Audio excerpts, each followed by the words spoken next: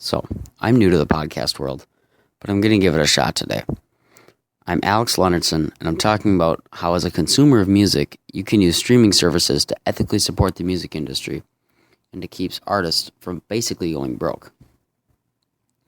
So, specifically, we're going to talk about Spotify, and you probably all know how Spotify works.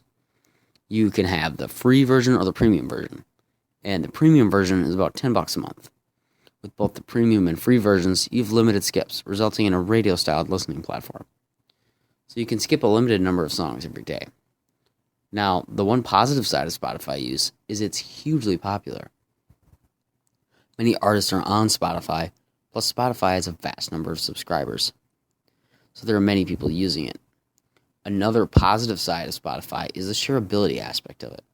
You can create any playlist and share it with other users. You could say, hey, you should listen to my workout playlist. I love working out to it.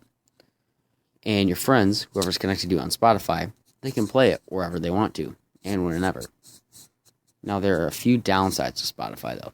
The largest is that Spotify pays artists only for every stream. And the payout is far less than people realize. It's quite small. So, the way Spotify operates is every time that you stream a song, Spotify pays the artist's label. For instance, let's say you stream a Bruno Mars song. Spotify pays Bruno Mars' label, who in turn actually pays Bruno Mars. And that payout starts small and ends small, and it varies from artist to artist. So let's pretend that Bruno Mars sells a $12 CD, and his label makes 50%, but realistically much higher. Let's say 90% of the cost of a CD goes to the label, and the label pays Bruno Mars the rest. That comes out to a $1.20 profit for the artist per sale. However, with Spotify, the label gets paid fractions of cents per stream, meaning the artist gets paid small fractions of that already tiny payout to the label. So, if your label makes a 20th of a cent per stream, and you get, say, 10% of that, you're making about a 50th of a cent every time somebody streams one of your songs. If someone buys your 10-track album for $12, and someone streams your album, you only make a 20th of a cent instead of $1.20. So they'd have to listen to your CD 24 times for you to make the same profit. The situation can push people away from Spotify, which brings us to some of the issues inherent around it. The business model doesn't quite put the artist first. So, say you have an indie rock band, and they're made up of a few college friends trying to break into the mainstream and grow their fan base. They need to work far harder to make the same amount of money, so it drops their profit for a set amount of work. But you can positively impact the artist's exposure due to the shareability of their playlists and music between users and artists. So these issues make it pertinent that people are aware of the situation and what they can do to help out, whether that be users or artists. But I mostly want to talk about users because, let's face it, many people use Spotify, both free and premium. The biggest indicator for a need for change is the income gap for artists. This is huge. Like we talked about before, the differences in profit from a CD and streaming are orders of magnitude apart. Streaming an album for a 20th of a cent and buying an album for $12 are two very different things and have very different impacts for the artists that you want to support. So as a user, there are some things that you can do to make an actual difference.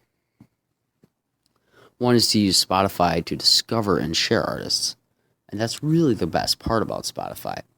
You can find any kind of music by any artist. You can use Spotify to discover new music on a hugely vast library. So if you decide that you like a new band, you can decide whether or not you want to buy their CD. You can also share your enjoyment of that artist with your friends and get them to buy the CD. This allows you to take a first listen with a low risk. If you don't like it, you don't have to buy the CD. You don't have to waste your time or the artist's time. This also allows the artist to get paid decently for their work, but also receive the huge exposure that Spotify brings. When Spotify users don't want to buy an album, they don't need to take the $25 or the $12 risk for buying a vinyl and CDs, respectively. If you don't know if you'll like the music, you don't have to spend the money to get that first listen. If you can't afford that, then you should probably use the $10 per month version of Spotify. This increases the per payout stream for the artist and is ad-free and cheap. It might not be as beneficial for the artist, but it's still better than nothing. So, I just want you to keep these things in mind when you consume your music, so that you can enjoy the music you love while still being a responsible consumer. And if you follow all these steps and think about what you're doing, you can ethically support the music industry. So, thanks for listening, and I hope you found this podcast helpful and that it answers some questions you had. So, until next time, stay tuned, and thanks for listening. Bye-bye.